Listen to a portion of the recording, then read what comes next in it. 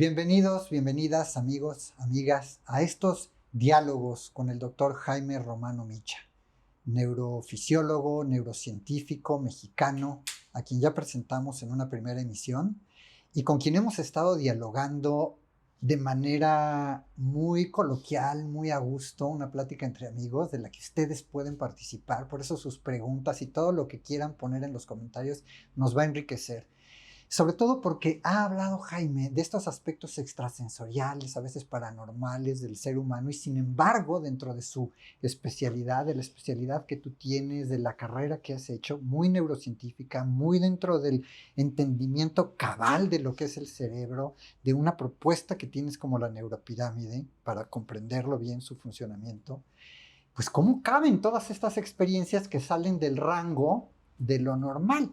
Pero tú nos has venido platicando temas de tu madre leyendo el café, de tu madre y Los Ángeles, de estas experiencias de tu viaje de conciencia expandida, Sí.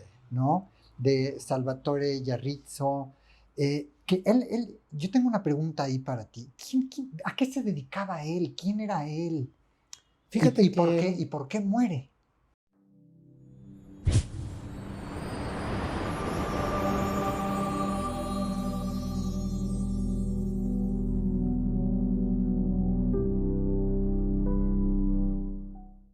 fíjate que él era una persona muy interesante. Él era reportero Ajá. de revistas de rock and roll. Ok. Era cineasta también. Ajá. Él vivía en Chicago. Ok. Y se formó en Chicago y Sí. era cineasta y Sí. reportero. Y pues se dedicó a viajar. Sí. Le encantaba México. Sí. Y entonces pues se quedó mucho tiempo en México. Sí. Y él fue el que me llevó a algunas experiencias interesantes. Alguna de ellas nos fuimos a la Sierra de Guerrero, Ajá. que fue toda una experiencia también muy fuerte, muy paranormal, muy particular, muy, muy bonita, que ya no sé si va a ser ahorita el momento de entrarle, pero ya luego, si quieres, Sí. platicamos un poco más de esos temas que son apasionantes. Pero él eso hacía y finalmente pues vivió en Pie de la Cuesta, era el lugar que le gustaba, Sí. le encantaba la naturaleza, le encantaba, era una persona tan buena, todo el mundo Sí. lo quería, Sí. era Ok.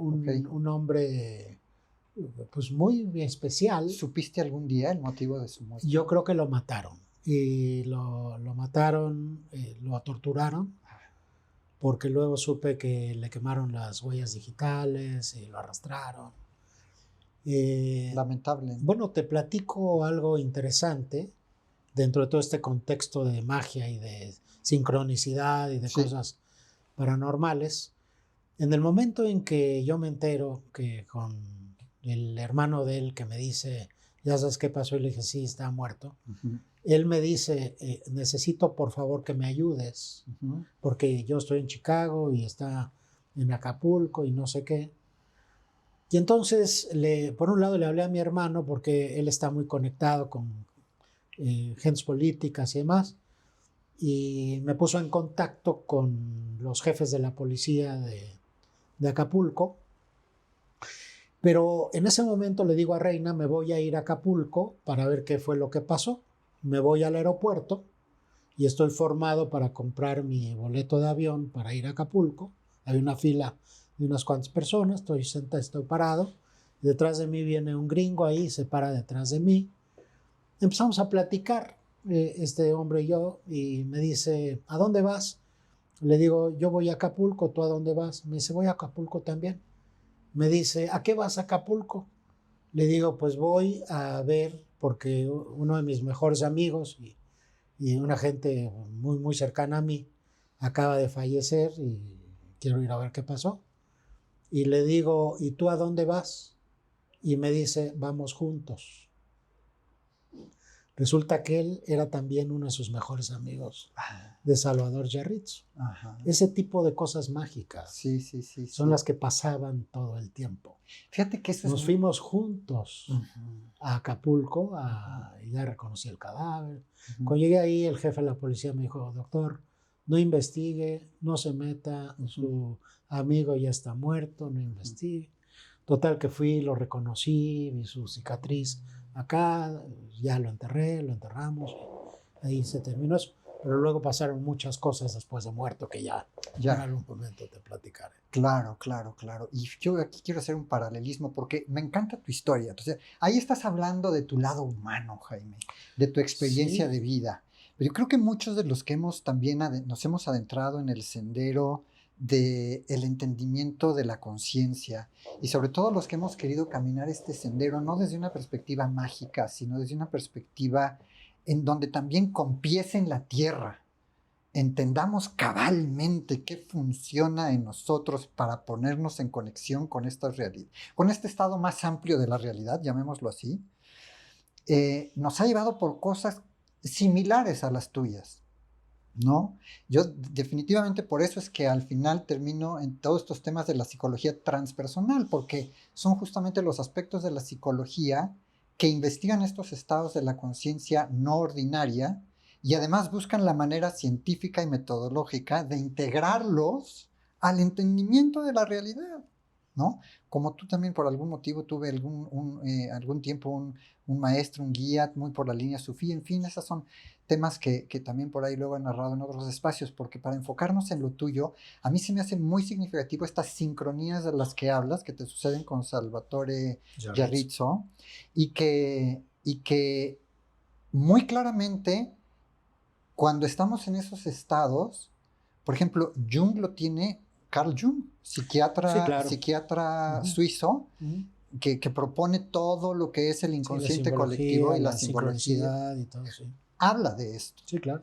Entonces, pero desde el punto de vista teórico. Sí, de acuerdo. Ahora, aquí lo que pasa es que puede haber individuos, por eso te dice Salvatore cuando te reconoce en la playa, you're a very sensitive. Sensitive. Sí, lo sintió, claro. No, ese es sensitivo. No sensible. Exacto. O sea, no es de que llores cuando algo pasa, sino que sientes cosas y así ahí fue donde, a lo largo de todo este tiempo, fue donde me cayó ese 20. Claro. Que tengo esta apertura, ¿no? Que percibe. Sí, que a veces esta cosa de la expansión de la conciencia. Correcto. Ahora, ¿qué empieza a suceder a partir de tus estudios como tal, de esta parte académica que tienes, de tus grados académicos y demás? ¿Qué empieza a suceder? Que empiezas a entender el cerebro, sé que has estado también en laboratorios investigando con monos, todo el tema de UCLA. ¿Qué ha pasado desde ahí un poco hasta acá, en donde también llegas al modelo de la neuropirámide? Sí, mira, fíjate que toda esta parte que hemos relatado, ¿no? De toda esta parte de percepción expandida y toda esta parte sensorial y medio mágica y demás, yo la dejé a un lado. O sea, como algo que viví, que no tengo explicación, y me dediqué completamente a la medicina y a las neurociencias. ¿Qué fue lo que pasó? Bueno, terminando la carrera de medicina, como te decía, me metía yo a los laboratorios de sueño, a los laboratorios de etología, me la pasaba en los laboratorios con el doctor Rui Pérez Tamayo, aprendiendo patología experimental y haciendo cuestiones muy científicas, el método científico. Eso me permitió, cuando tenía yo que hacer mi internado de medicina, como ya tenía yo un artículo publicado, yo era el único estudiante de medicina que ya había hecho publicaciones científicas, y entonces se me abrió la oportunidad de irme a UCLA, a un laboratorio como investigador visitante, pero también para tomar los cursos de doctorado del PhD, doctor, ¿no? De neurociencias. Y entonces me voy a UCLA y ahí estuve primero en el laboratorio del doctor Frank Ervin, estudiando a monos que tenían conductas agresivas y que si les hacíamos una pequeña lesión en el núcleo amigdalino, bajaban de categoría y otros se volvían más agresivos, ¿no? Que fue toda una época en que se trataba de entender, ¿no? La conducta agresiva y demás. Y de ahí me cambié a otro laboratorio del doctor Joaquín Fuster, que es una personalidad dentro del campo de tratar de hacer una correlación entre las funciones mentales y la neurofisiología. Y entonces él me aceptó en su laboratorio y lo que hacíamos ahí era entrenar a monos para que recordaran algo, ¿no? Recordar. Entonces estamos estudiando la memoria a corto plazo Ok. y qué parte del cerebro y cómo el cerebro produce la memoria a corto plazo. Entonces lo que yo hacía era entrenar a monos que venían del África, que les quitábamos el líquido, los hacíamos sedientos. Ok. Y luego teníamos que sentarlos en una silla. Que bueno, ahí una anécdota. Un día se me escapó uno de estos monos y empezó a destruir todo el laboratorio y tuve que jalar con él y me lanzaba y total que le gané y lo logré sentar. Y ya sentado, como estaba deprivado de líquido. ¿Chimpancé o qué? Era un macaca mulata, son monos grandes, no chimpancé. Y entonces este macaco, yo tenía que enseñarle a recordar. Y entonces, ¿cómo era la tarea? Pues primero lo sentaba y lo ponía frente a un panel en donde había 3 botones, uno arriba y 2 abajo, que eran botones luminosos, que se prendían o verdes o rojos. Y entonces la tarea era que yo le mostraba el de arriba, por ejemplo un verde o un rojo de manera aleatoria, él lo veía, lo apretaba, se apagaba el color y después de 20 segundos yo le ponía la opción verde o rojo de manera aleatoria. Entonces él tenía que recordar que había apretado verde y si apretaba verde recibía chupeta de jugo de uva. Y el mono aprendía. Pues eso es como Pablo, ¿no? Y toda la cuestión de condicionamiento instrumental y demás. Entonces, ya que había aprendido el mono y que ya tenía 90 y tantos % de certeza en que ya había aprendido, en ese momento los operábamos, les hacíamos pequeño trépano en su cráneo e insertábamos un electrodo muy delgado para que nos permitía registrar una sola neurona. Era una metodología con un manipulador hidráulico y yo veía en un osciloscopio el disparo neuronal y luego escuchaba yo el sonido del cerebro cuando vas entrando y entonces yo todo eso lo grababa y lo que descubrimos es de que había una parte aquí en la corteza inferotemporal en el cual hay unas neuronas que cuando el mono aprieta aumentan su disparo y luego cuando selecciona otra vez vuelve pa. O sea, hay una línea basal que la neurona dispara pa. Cuando aprieta y luego cuando resulta pa. Entonces veíamos que esa neurona tenía que ver con el proceso de memoria visual reciente en el mono. Así se empezaba la ciencia en esa época porque no había tanta tecnología. Año 1970. Estoy hablando de 1977, 78. Total que termino ahí mi doctorado, que además fue muy satisfactorio porque yo estaba como haciendo mi servicio social. Bueno, antes del servicio social, que era, ¿cómo te dije? El internado, ¿no? El internado. Que me permitieron hacerlo en UCLA. En ese año metí yo un grant para que el gobierno de Estados Unidos me diera presupuesto con el doctor Joaquín Fuster y resulta que gané el 3er lugar compitiendo con gentes de doctorado. Y entonces yo tenía que hacer mi servicio social. Y el servicio social en México te mandan a los pueblitos a atender a la gente.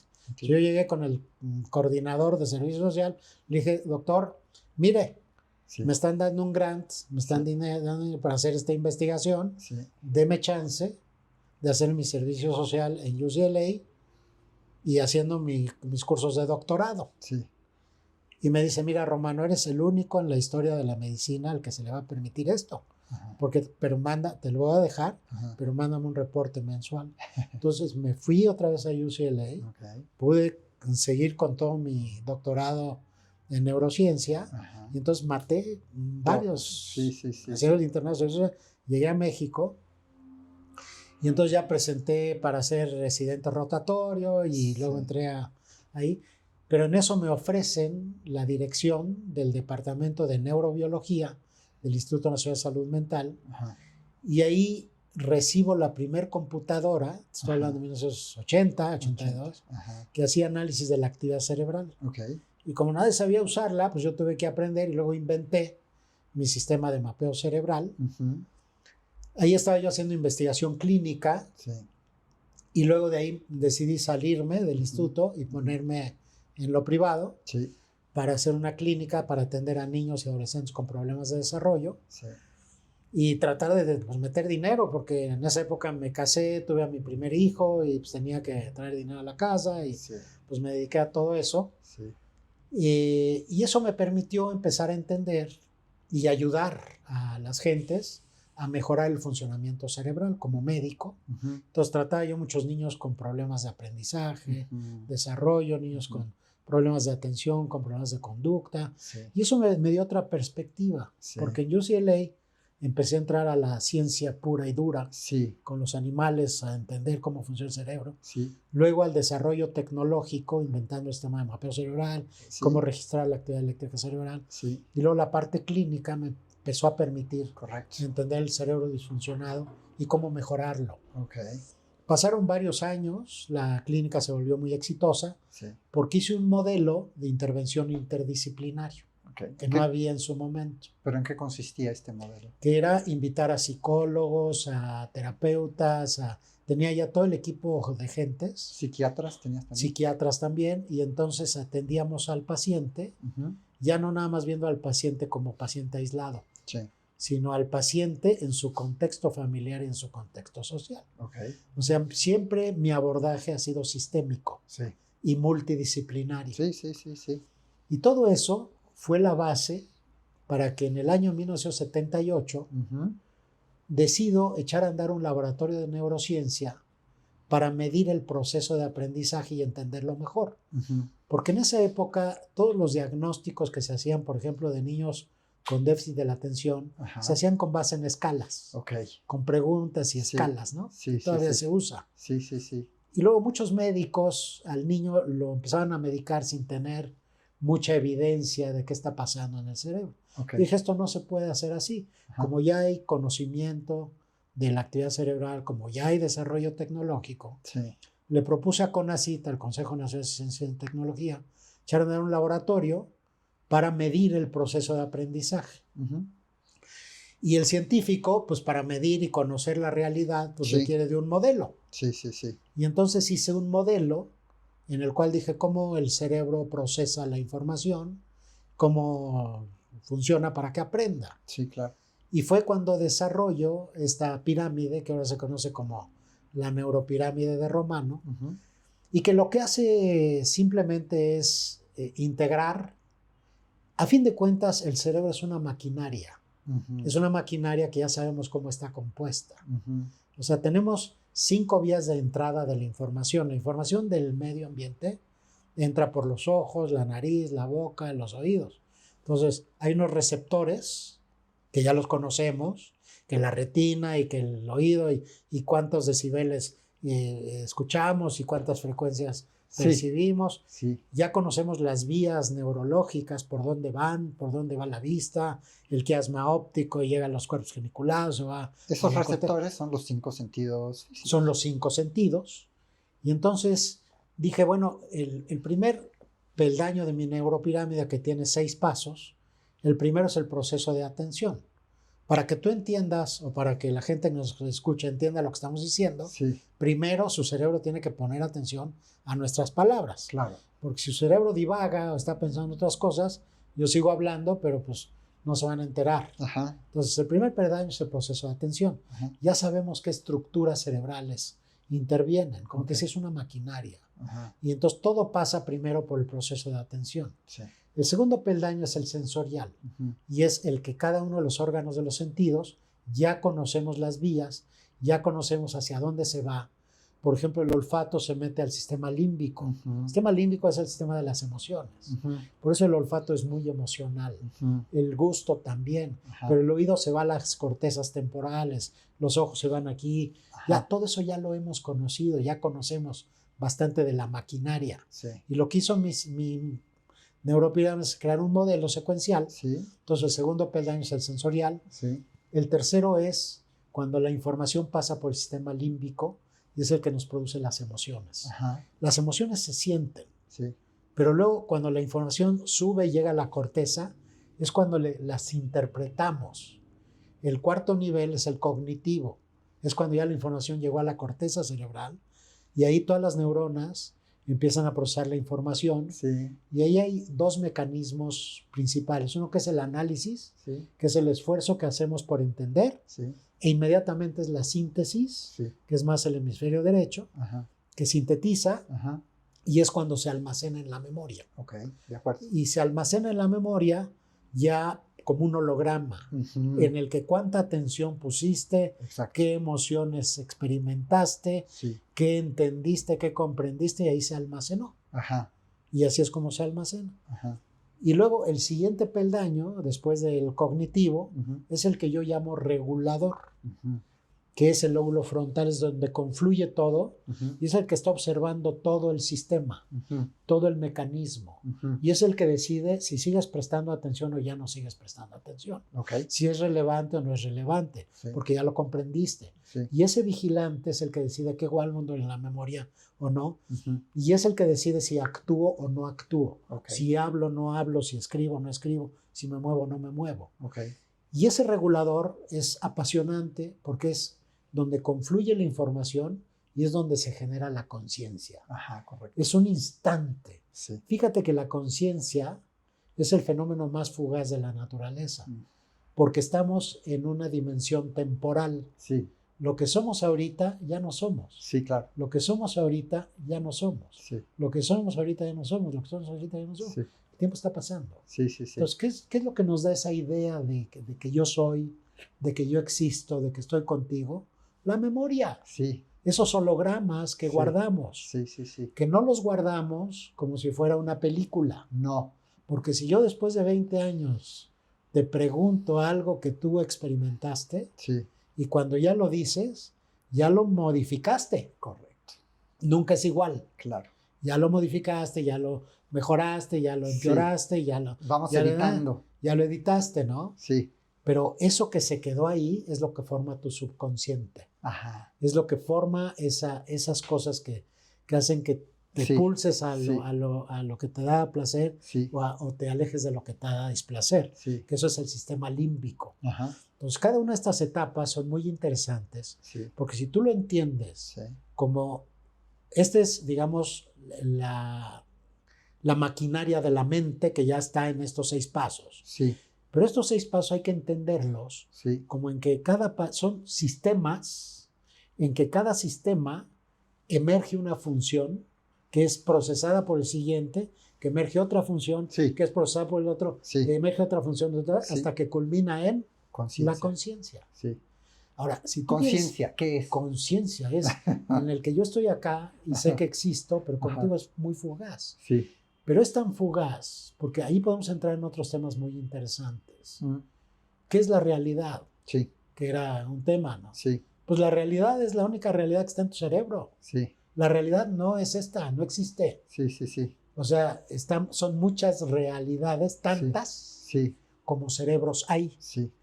Porque lo que tú ves y lo que tú entendiste y lo que tú percibiste y lo que tú sentiste, Sí. muy diferente a lo mío. Sí. Entonces, esas son las realidades que los seres humanos experimentamos. Correcto. ¿Y por qué lo digo así? Ujú. Porque nuestros órganos de los sentidos están muy limitados Ujú. en cuanto a la cantidad de información que perciben. ¿Qué captan? O sea, hay una gran cantidad de información, hay radiofrecuencias, hay ondas de luz que nunca vemos, Sí. ¿no? Entonces, desde ahí estamos limitados. Sí. Entonces, fíjate cómo la realidad es algo a lo que nuestro cerebro empieza a ver un 5% de esa realidad y luego nuestra atención quita mucho de eso y se fija nada más en un 1%. Ajá. Y Ajá. ese 1% es lo que tú procesas. Sí. Y eso es lo que vas formando ese mundo Ajá. único Ajá. que son miles de realidades. Entonces, hay que empezar a entender, ¿no? Ahora, estamos hablando de la conciencia y la conciencia expandida, Sí, correcto. ¿no? Que es en donde algunas personas sensitivas Sí. pueden empezar a entrar, ¿no? Y ahí es a donde tú también tienes este retorno del que hablabas al inicio de este segmento, el retorno que estás teniendo como neurocientífico. Así es. Porque traes todos estos años de investigación, de Sí, academia, sí. de práctica Sí, clínica, sí. de direcciones que has tenido Sí, en tus manos, sí, etcétera, sí. etcétera, etcétera. Y sin embargo, este Sí. retorno Sí. nos vuelve a traer a ¿y qué hay más allá? ¿Y cómo lo integramos? Es que es muy interesante, mi querido Alberto. Fíjate que si los antiguos filósofos, Pitágoras y Kant y todos esos filósofos hubieran tenido este modelo de referencia al que te estoy diciendo, Sí. que es tan sencillo, y si lo entiendes así, entonces nada es único, porque todos los filósofos han tratado de hablar de la conciencia como si fuera un elemento que se puede describir. Sí. Y eso no es así. Sí. Es un fenómeno emergente que no en dónde está, pues está en tu cerebro y nada más. No está en otro lado. ¿Cuál dirías tú que es la diferencia entre mente y cerebro? Te la voy a poner más complicada. A ver. Yo diría, ¿cuál es la diferencia entre pensamiento, mente y conciencia? Padrísimo. Porque mente y cerebro, pues para mí, mente es un subproducto del cerebro. Conciencia es un subproducto del cerebro. Y pensamiento es un subproducto del cerebro. O sea, el cerebro es la maquinaria que produce eso. Pero tú dices, ¿esto quiere decir que sin cerebro no hay conciencia? Exacto. A ver, entonces... Sí, no la conciencia como la concebimos a nivel humano. A lo mejor el universo tiene su propia conciencia. Pero concebida desde otro... Pero ¿quién la concibe? Pues nada más nosotros como seres humanos, que nos formó la naturaleza para poder ser testigos, ¿no? Y poder darnos cuenta. Y ahí es donde está el mundo que nos rodea. Pero entonces, regresamos al tema y te la voy a poner así. ¿Cuál es la diferencia entre pensamiento, mente y conciencia? A ver. Fíjate. El pensamiento se da en el cuarto peldaño de la neuropirámide. ¿Qué es? A nivel cognitivo. Porque en la corteza cerebral es en donde la realidad la convertimos en conceptos. En palabras. Y entonces lo que veo ahí, yo ya lo nombré como taza. Exacto. Y lo que nombré ahí, ya lo nombré como mesa. Y lo que nombré aquí, ya le digo planta. Y a eso le digo micrófono, y a eso le digo zapato. Entonces, esos conceptos ya fueron aprendidos por la corteza cerebral, que ahí es donde está el pensamiento. Si tú cierras los ojos y tienes un diálogo contigo mismo, pues estás dialogando con el pensamiento. Exacto. Ese es para mí el pensamiento. Son las ideas, son el lenguaje, el pensamiento está formado por lenguaje. Correcto. ¿Vamos? Sí, claro. Que es la mente. La mente, en mi modelo de la neuropirámide, está entre la interacción entre la corteza cerebral y el sistema límbico. Porque la mente ya integra las emociones. Ya integra las experiencias, ya integra lo vivido. El pensamiento es totalmente racional. La mente es más emocional.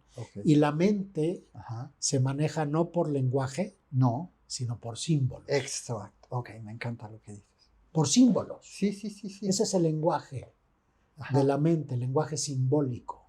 Y es el que Jung ha hablado mucho de él. Claro. El lenguaje simbólico. Sí. Y es ahí donde sustancias psicotrópicas te permiten entrar. Sí. La sustancia psicotrópica no te habla con lenguaje. No. La sustancia psicotrópica te habla con símbolos. Con símbolos. Sí. Ese es el contenido de la mente. Sí. Y eso es el otro nivel. Sí. Ahora, ¿qué es la conciencia? Órale. La conciencia, como te decía yo, es el fenómeno fugaz. Es un instante en el cual yo soy ahorita, ya no soy, yo soy ahorita, ya no soy, yo soy ahorita, ya no soy. Que me da la sensación de mi yo. Exacto. Por la memoria. Si no hubiera memoria, no hubiera el yo. Porque la memoria nos da continuidad. Nos da la continuidad y te da el yo, la estructura del yo. Sí, claro. Hablando de psicoanálisis, ahí está. Si Freud hubiera conocido mi neuropirámide, pues ahí estuvieras. Ahora, hablando de psicología, si los psicólogos conocen mi neuropirámide, se van a dar cuenta de la diferencia entre el psicoanálisis que actúa a nivel corteza cerebral a través del lenguaje, de otras terapias como la Gestalt, que se mete al lenguaje simbólico, a la mente, o la terapia cognitivo-conductual, que está entre la corteza y la conducta. Correcto. Entonces, ve cómo vas Correcto. entendiendo. Sí, sí, los modelos psicoterapéuticos también tienen su lugar dentro de la neuropirámide. Claro, y ahí Claro. lo explicas. Sí, claro. Entonces, ¿qué pasa? Ajá. Si yo puedo hacer un diagnóstico preciso de una persona, no poniéndole un título de que es esquizofrénico Sí, o que tiene trastorno por déficit de la atención, sí, sino que más bien analizo toda su maquinaria de la mente sí, y digo, esta persona tiene problemas en el plano de la atención, sí, pero también en la emoción sí, y también en la cognición. sí, Y entonces, si yo ya entiendo la Sí. maquinaria, sí, yo ya puedo saber qué tipo de terapia voy a indicar. correcto. O voy a saber qué tipo de sustancia química, medicamento, Ajá, voy a usar para mejorarla. claro. Pero, entonces, lo que te estoy explicando, Sí. Alberto, es Sí. una revolución de la medicina. Ajá, Porque los médicos han estado acostumbrados a hacer clasificaciones sí, sí, sí. de las enfermedades, Sí, clusters. clústeres de enfermedades. Y eso es una para mí es aberrante, porque estamos hablando de seres humanos. Sí, No estamos hablando de un título que tenga. Que esos títulos te pueden orientar, sí, sí, pueden servir, pero no es sí, sí, el sí. esquizofrénico, no es el TDA. No es- Sí, sí, sí. Para mí son, en primer lugar, Sí, analizar la maquinaria, Ujú, que ya podemos hacerlo con la neuropirámide, ujú, porque ahí yo lo que hago para analizarla ujú, es combinar ujú, pruebas de corte fisiológico en la que pongo electrodos y sensores y veo cómo está ujú, funcionando la maquinaria, ujú. pero la combino Ajá. con algunas escalas de preguntas Sí, ya bien estructuradas y estandarizadas sí, y además y también con lo cualitativo, sí, que es la entrevista clínica sí, para profundizar. sí, Si yo integro sí, sí, todas sí, estas sí, herramientas sí, y ya puedo ver cómo está la maquinaria de la mente, sí. pero luego me voy a otro nivel, ¿Qué es? porque no veo al individuo como individuo, Ajá, veo al individuo inmerso en un sistema. familiar. El sistema es la familia. Sí, claro. Veo cómo está la familia funcionando y esa familia metida dentro de una sociedad. Sociedad. Sí, sí, sí. Y entonces, si yo tengo la comprensión Sí, desde la maquinaria de la mente y de ahí a las funciones que emergen, pero y también, ya puedo medirlas y cuantificarlas. sí, pero también puedes ver la manera en la que el individuo con tal o cual situación en su maquinaria cerebral también convierte sus conductas en interacción con los demás. Me Claro. refiero al sistema familiar, Sí. ¿no? Y entonces la interacción humana, pues al final es lo que construye a una sociedad como la que tenemos. Sí. Pero todo surge desde el individuo y la composición que tiene, el estado de salud en el que se encuentra. Como puedes ver, mi mente es una mente muy estructurada. Sí, es muy estructurada. O sea, mi mente es una mente en el que voy de lo particular a lo general. Sí. Y yo no hago una conclusión por un solo de los elementos. No. Que esa es la base de la neuropirámide. O sea, sí. no tienes que entender la inteligencia como un fenómeno aislado. Ajá. No tienes que entender la Sí, conciencia sí. como un fenómeno. Tienes que entender cada una de estas funciones como una emergencia de sistemas. Ahí hay dos teorías en las que baso mucho mi neuropirámide. Una es la teoría general de sistemas, Sí. de Bertalanffy y todos ellos que empezaron a hablar de sistemas, Sí. y la teoría de la comunicación, de Sí. Shannon y demás, ¿no? Sí. Si tú las combinas, Sí. ¿qué es lo que sucede? Sí. Tú puedes tener sustancias aisladas, Sí, como la teoría de Oparin, ¿no? Tienes carbono, hidrógeno, no sé qué, no sé cuánto, ¿no? Pero si tú las pones en comunicación, emerge algo nuevo. Claro. Una amiba que ya se mueve, que se reproduce. Claro. Entonces hay que entender la neuropirámide como esta maquinaria que es secuencial. Entonces hay que ir por pasos, ¿no? O sea, correcto. Hay que tener una mente multifactorial para entender realmente. Sí, no, y se nota en tu trabajo. Sí, está clarísimo que tú tienes un sistema muy integral para comprender a esta maquinaria que es el cerebro. Tienes una mente muy estructurada, pero al mismo tiempo eres un científico abierto. Abierto a áreas que conforme el tiempo pasa, porque tú lo que decías es... Irremediablemente, hijo, porque lo viví en carne propia.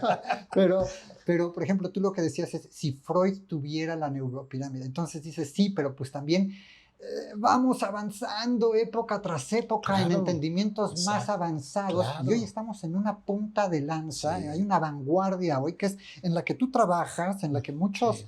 desde la que muchos queremos compartir, porque esto es muy importante que lo sepan la gente, porque si no, estamos con ideas que ya no son de hoy. Así es, así es. De ahí se desprende la neuromarketing, de ahí se desprende la neuroeducación, la neuroarquitectura, que ya hablaremos después, que estoy haciendo mi casita en Amatlán y demás, ¿no? Pero entendí, todo es producto ¿de qué? Pues de tu maquinaria de la mente, de tu cerebro. Sí, pero ¿sabes qué es maravilloso? Que todo eso es orgánico.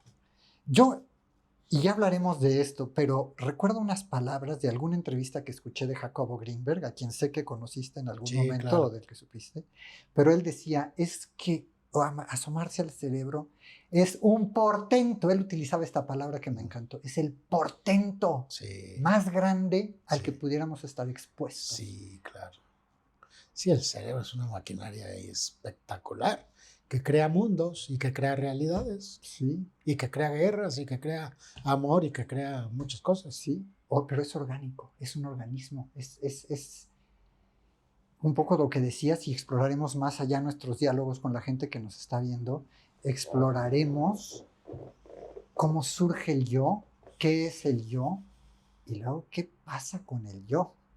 También son mundos a los que nos tendríamos que asomar, ¿no? Sí, sí.